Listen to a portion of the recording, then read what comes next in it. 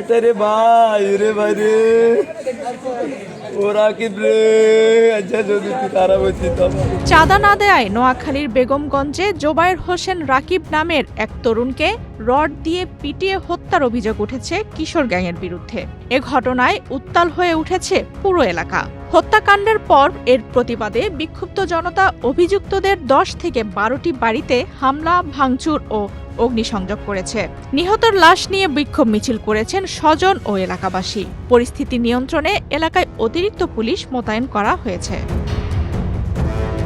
30 মে শনিবার রাতে বেগমগঞ্জ উপজেলার শরীফপুর ইউনিয়নের খানপুর গ্রামের পাক মুন্সিরহাট বাজার এলাকায় এই হত্যাকাণ্ডের ঘটনা ঘটে।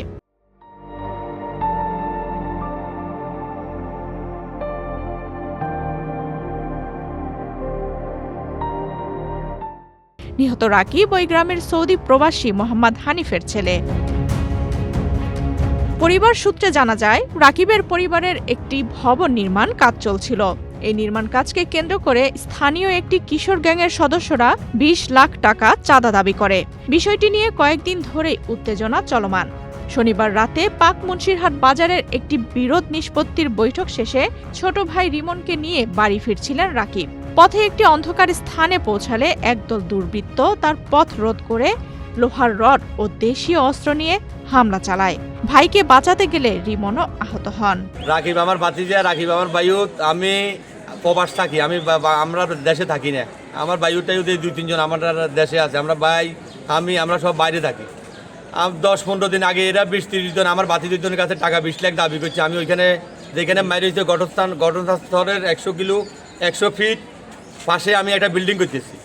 ওই বিল্ডিংয়ে আমি ওইখানে বিল্ডিং করতেছি, আর এরা বলতেছে 20 লাখ টাকা এখানে চাঁদা দিতে হইব, নাহলে এখানে বিল্ডিং করতে হবে। বিল্ডিংটা আপনার ভাতিজা তদারকি করে? হ্যাঁ, বিল্ডিংটা আমার ভাতিজা আছে এখানে। এখন আমার ভাতিজা বলতেছে কি চাঁদা দেবো এটা আমরা এলাকার এখানে বিল্ডিং করতেছি, আমরা এখানে চাঁদা কিছু দেবো।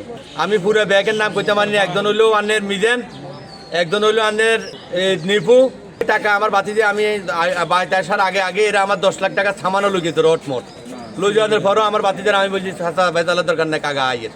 আমি আসার আর এদের গার্জিয়ানদের বলছি, এদের গার্জিয়ান এটা বলছে এরা কোনো এদের ছেলেরা এটা ইয়ে করতে আসতো না, এরা এদের ছেলেরা কন্ট্রোল করতে আসতো না। গাঁজা বেচে, মদ বেচে, গোটা বেচে, এলাকার সবাই জানে এগুলা আমার ভাতিজার কাছে তো চাচা আছে টাকার কথা কইসুত্তি টাকা দে। আমার ভাতিজা এই কথা কইবার লগে আমার ভাতিজা কিয়া গছ এই কথা কইবার লগে আমার ভাতিজারে, আমার হুতেরে, আমার বাইহুত একজন রে এই 4 জন রে 30 কোলে করি আনি আমার ঘরের নতুন ঘর করিয়ে এখানে আনি। জাগাতে মারিয়ে লেছে স্যার, জাগাত মারিয়ে লেছে। প্রধানমন্ত্রীর কাছে আমি নিজ বিচার চাইতেছি, আমাদের এমপি মহোদয়ের কাছে আমি বিচারটা আমি সুস্থ বিচার চাইতেছি, এই প্রশাসনের কাছে আমি এই সুস্থ বিচার চাইতেছি। গুরুতর আহত অবস্থায় রাকিবকে উদ্ধার করে স্থানীয়রা নোয়াখালী জেনারেল হাসপাতালে নিয়ে গেলে কর্তব্যরত চিকিৎসক তাকে মৃত ঘোষণা করেন। এ ঘটনায় আরও কয়েকজন আহত হয়েছেন বলে স্থানীয়রা জানিয়েছেন। নিহতের মরদেহের ময়না তদন্ত সম্পন্ন হয়েছে। ওইখানের কিশোর গ্যাং ছেলেরা আমার ভাই সন্ধ্যা 8:30 থেকে আনুমানিক 8টা পর্যন্ত এই ভিতরে সমরি বাজার থেকে মাল নিয়ে আসতে নগদ টাকা আসছিল। আমাদের এখানে রড নিয়ে গেছে, এর থেকে চাঁদা চাইয়ে এই চাঁদা না দেওয়ার কারণে এরা একটা টানি নিয়ে বিল্ডিংয়ের সামনে নিয়ে ওরে নিহত করছে। ওরা গাঁজা খায়, বাবা খায়, সবসময় ওরা এগুলো শুয়ে থাকে, পড়ে থাকে, এদের উপরে কেউ কথা কয় না। হত্যাকাণ্ডের খবর ছড়িয়ে পড়লে রোববার বিকেলে বিক্ষুব্ধ জনতা অভিযুক্তদের 10 থেকে 12টি বাড়িতে হামলা, ভাঙচুর ও অগ্নিসংযোগ করে। একই সময় নিহতের স্বজন ও এলাকাবাসী লাশ নিয়ে বিক্ষোভ মিছিল বের করে দ্রুত বিচার ও জড়িতদের গ্রেপ্তারের দাবি জানান। ঘটনার পর থেকে এলাকায় চরম উত্তেজনা বিরাজ করছে। অনেক পুরুষ সদস্য বাড়িঘর ছেড়ে অন্যত্র অবস্থান নিয়েছেন বলেও স্থানীয়রা জানিয়েছেন। গতকালকে সন্ধ্যায় রাকিব হত্যা করা হয়েছে। হত্যা করার এখন পর্যন্ত 24 ঘন্টা পেরে গেছে, এখন পর্যন্ত কোনো আসামি গ্রেপ্তার করা হয় নাই। আমরা প্রশাসনকে যত ধরনের তথ্য দেওয়া দিতেছি, প্রশাসন এখনো আমাদের মধ্যে এখনো ব্যর্থ, কোনো আসামি দেখতে পাচ্ছি না। আমরা কি চাই যদি আমরা যদি সুস্থ বিচার যদি না হয়, তাহলে আমরা আবার আপনাদেরকে ডাকবো।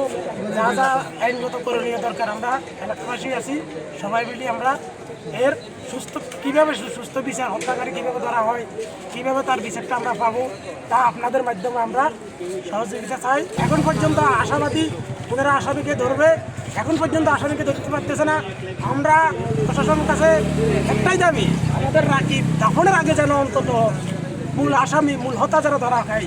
এ বিষয়ে নোয়াখালীর অতিরিক্ত পুলিশ সুপার ইমরান খান জানান, মরদেহের ময়নাতদন্ত সম্পন্ন হয়েছে, ঘটনায় মামলা প্রক্রিয়াধীন রয়েছে। এলাকায় অতিরিক্ত পুলিশ মোতায়েন করা হয়েছে এবং পরিস্থিতি বর্তমানে নিয়ন্ত্রণে আছে। আফসানা রিপা, বাংলাদেশ প্রতিদিন।